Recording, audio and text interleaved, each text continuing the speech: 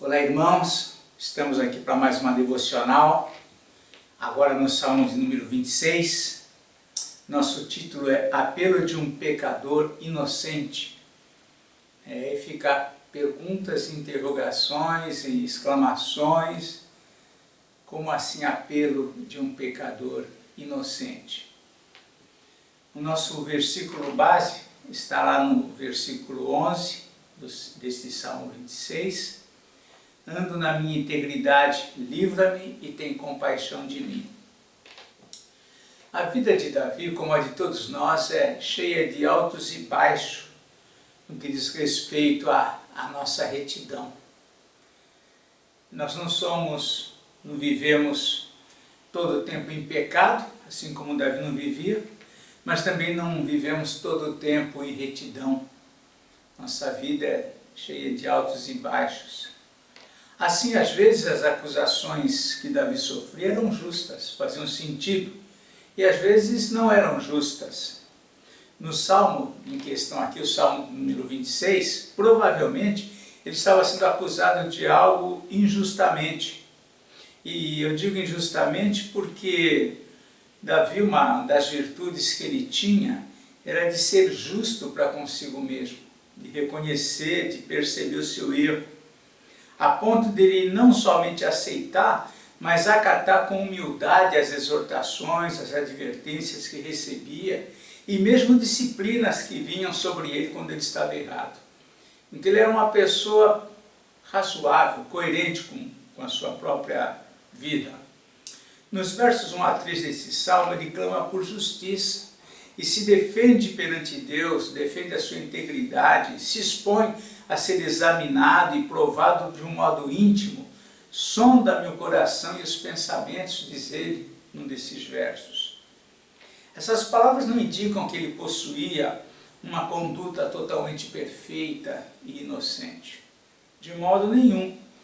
Mas isso indica, essa declaração tem a ver exclusivamente com aquilo que no momento ele estava sendo acusado. Era uma acusação provavelmente injusta. Alguns creem que essa acusação sofrida, que diz respeito aqui ao Salmo 26, se referia aos dias de Saul, quando Davi foi acusado de ser um usurpador, de tomar o trono de Saul, uma acusação injusta. Sabemos pela palavra que ele nunca agiu dessa forma.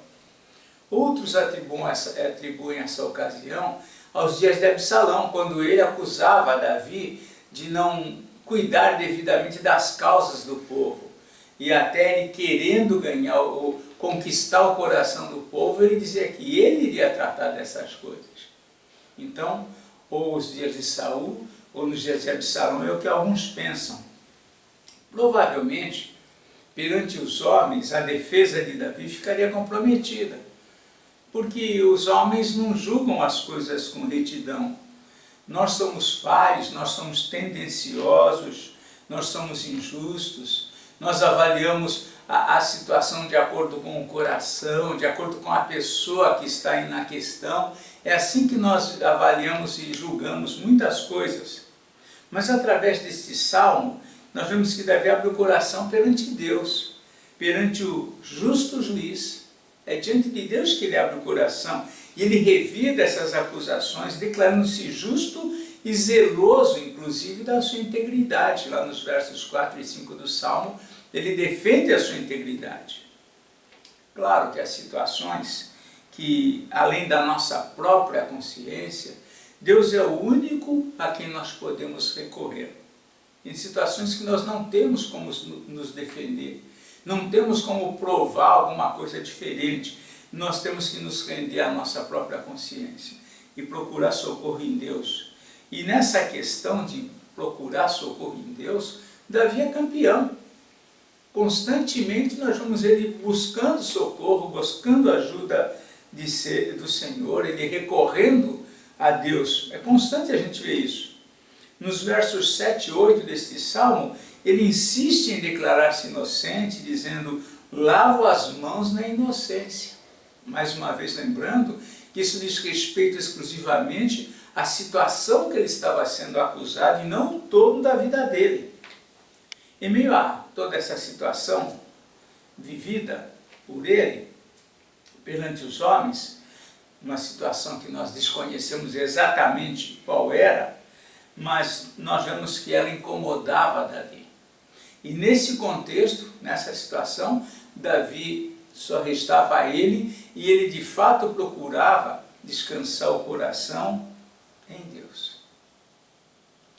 Uma das coisas boas, excelentes que nós temos em momentos assim, realmente e quando a gente consegue fazer, é descansar o coração em Deus.